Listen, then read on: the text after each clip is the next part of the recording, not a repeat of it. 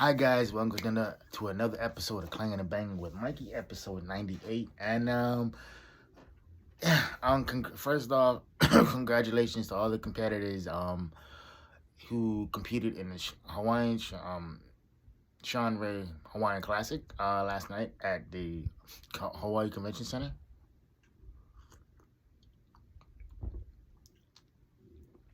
It was a pretty fast show, I didn't go to prejudging because I was busy in the morning, but I went to the night show and it started on time, but I got there a little late, But yeah, I think it ended about 8:30, 9 o'clock. So about four and a half, 5 hours. Not bad. So and because those shows in the past would run from like 6 in the evening till like 1 o'clock in the morning, and then, the next day. So bad it was. But the point of this podcast, man, I was thinking about it's a whole different range of things, and Thanksgiving is this week, and so I always take the time to reflect, and I always try to understand what who I'm becoming, who I became up to this point, and the changes I got to make, and the changes I am making. I think it's very important to realize that the version that people think that they know, I'm talking high school, college, if you went to college, early adulthood, and everything in between that. You're no longer that person. And that means cutting ties with certain individuals, or that means not associating with certain individuals, not because they're bad people, but it's because they talking about the same shit. The analogy that I use are the athletes who constantly talk about their college or their high school careers. They bring it up like like it's still important. When I hit 30, guys that I went to high school with were still talking about it like it was relevant. You know, Now at 34, and I'm like, people are still kind of talking about what they did, back in the day. I'm like, nobody really cares, Nobody cares about what you did when you was, you know, a top receiver for your high school, or or nobody cares that you were the quarterback for your championship, aspiration leading team, whatnot. Like nobody gives a shit, right? Um, all they care about is who you are as an individual right now, and a lot of people are grown physically, but mentally they ain't it.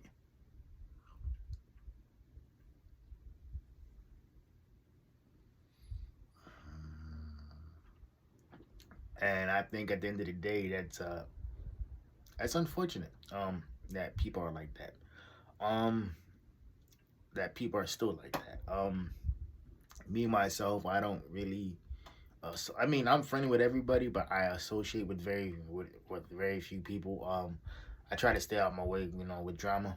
And a lot of the time, it's I'm cool with people, who aren't cool with people who I'm cool with, and I'm like, I'm not gonna alienate myself just because you don't like them. It's like if you don't like them, that's a you problem. And I've straight up told people that. It's like I'm not gonna change up who I am just because you don't like this individual. But if you don't like this individual, that's something for you to come to terms with.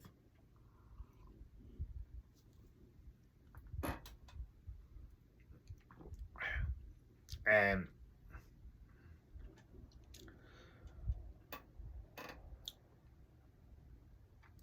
I think that's extremely important. Because I'm tying this back into the show. A lot of people in the gym world, in a competitive gym world, there's a lot of drama, and a lot of it has to do with one person not liking somebody else or whatever it is, and it's like it just creates this chaotic situation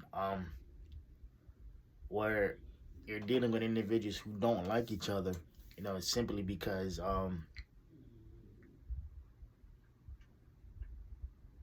simply because they think that somebody's doing something that they're not, you know. And a lot of the times it's somebody helping out with something, or you know, because there's so many different ways to tackle the same issue. And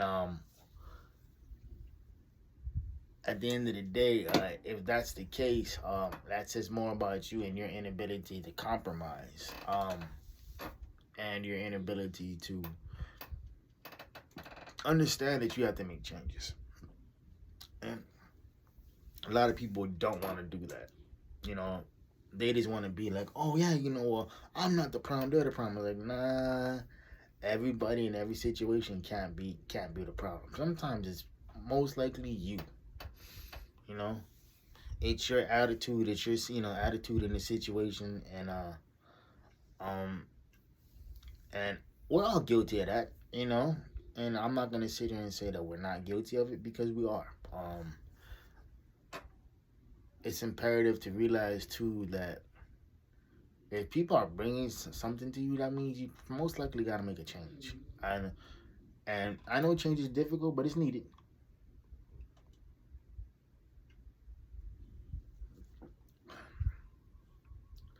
And I think at the end of the day, it's something that a lot of people struggle with. I know the older people get, they don't want to make changes, and they don't think they have to make changes, but you have to make changes. If I was to look back at the 15-year-old version of me at 21, um, I'm definitely not that person.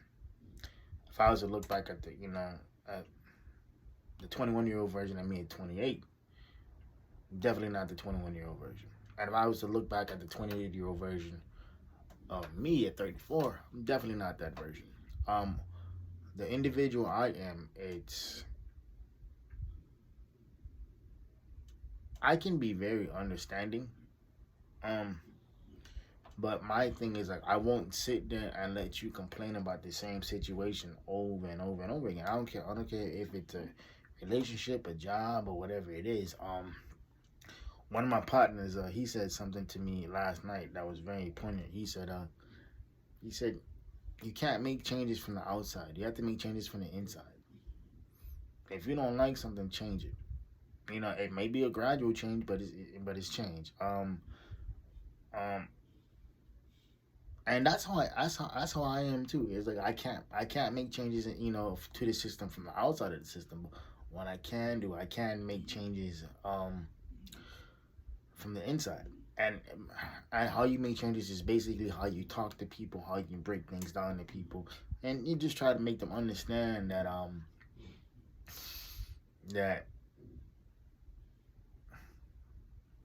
that we're all in it together, to help each other get better. Um,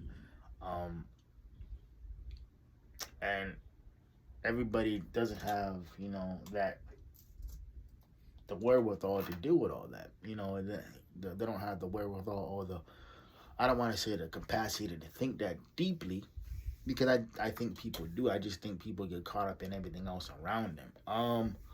When it comes to everything like this, it's really imperative to look at the situation from the other person's point of view. Perfect example is um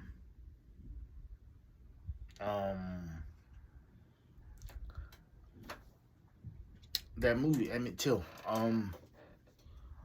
As you guys know, I'm biracial, and my mother, she's not black, but yeah, she's biracial. Um, and we was talking about that movie Emmett Till, and I was like, and she asked me if I was going to see it. I was like, no, why would I want to go see a movie that's just going to piss me off, you know? And she was like, what? I was like, yeah, like that's traumatic for black folk. I don't, even though I wasn't alive, during that time frame, that's still trauma. I was like, to see that, to be depicted on the screen, it's like, I mean, don't get me wrong, it's important to know your history. It's another thing to glamorize that too, you know. And I can't think of this brother's name, which brings me to music too. But that's a different topic for a different day. Um, it's very traumatic to see shit like that on screen, and to have it made a movie of, and it's like, I get that movies are important. I get that movies are art, but I don't need to see it all. I remember watching Selma in the movie theater, and I remember walking in like, okay, I'm gonna see this movie, whatever. Boom, boom, boom, boom, boom. Walked in, saw the movie. I walked out mad. Not because it was inaccurate or whatever it is, because I had, I paid to watch, a reenactment of what, people of my skin tone and my skin color and people who look like me and talk like me had to go through. Um, and when they did the whole Bloody Sunday thing, and I'm like, Bloody Sunday scene, and I'm like, that's not it.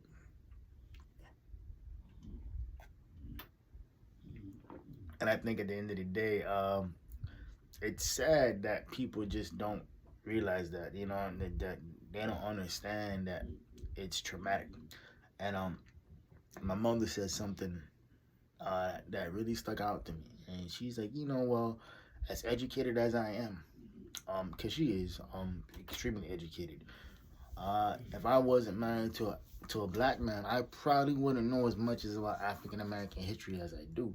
And she's like, if I wasn't a mother of biracial black children, I wouldn't, I wouldn't know, this much about black history.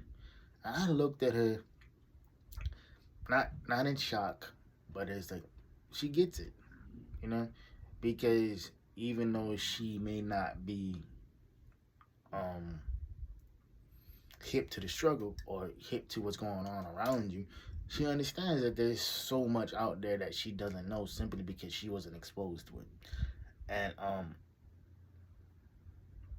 And exposure is not a bad thing.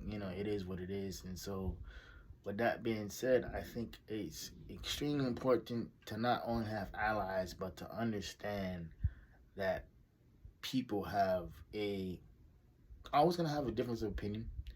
They're always gonna have their own point of view, and their point of view may not meet up with yours. But what you gotta do is that you have to have an open line of communication. Like, you gotta ask questions like, hey, well, like, okay, like you thinking about it this way, I'm thinking about it that way.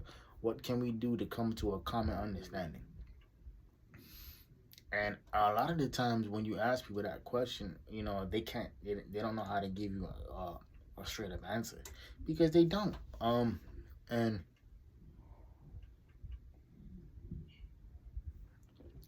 I think and I think when people like that tell you stuff like that, it's like it's very disheartening, because it's like, okay, you're gonna sit there and say this, but you don't have anything to back it up, or you don't have a thought process behind that statement. And this is me being an overthinker and trying to figure out why, but and that's something I have to work on. But to wrap it all the way back up, since Thanksgiving is this week, just take note of the people that are around you. Take note of the people that want to be around you and want to understand you and want to